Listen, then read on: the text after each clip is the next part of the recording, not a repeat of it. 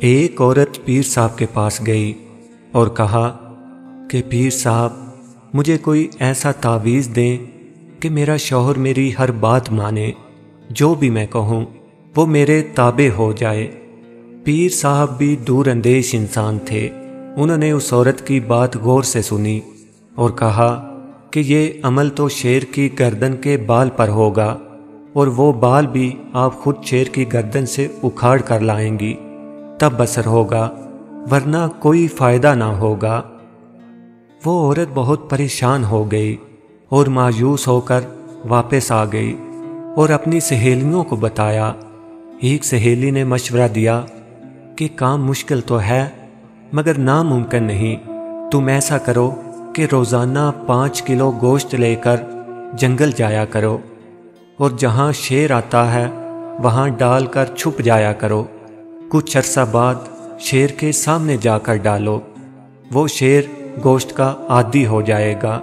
تم اس کے قریب جا کر گوشت ڈالنا شروع کر دینا اور اس کی گردن پر پیار سے ہاتھ پھیرنا شروع کر دینا، اور جب شیر تم سے مانوس ہو جائے تو بس گردن سے بال اکھیڑ لینا۔ اس عورت کو بات پسند آئی۔ دوسرے دن ہی اس نے گوشت لیا اور جنگل گئی اور گوشت ڈال کر چھپ گئی۔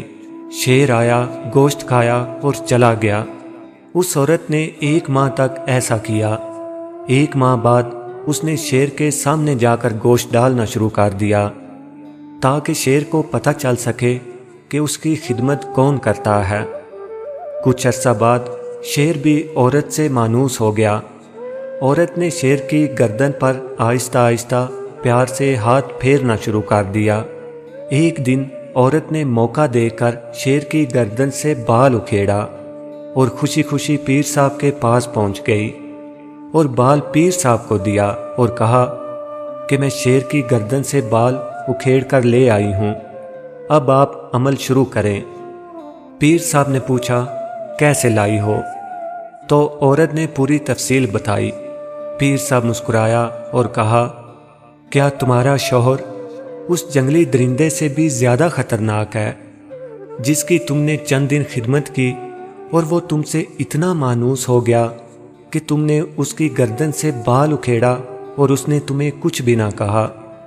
تمہارے شوہر کے ساتھ بھی پیٹ لگا ہوا ہے، تم اس کی خدمت کرو۔ جب جنگلی درندہ خدمت سے اتنا مانوس ہو سکتا ہے تو ایک باشعور انسان بھی آپ کے تابع ہو سکتا ہے۔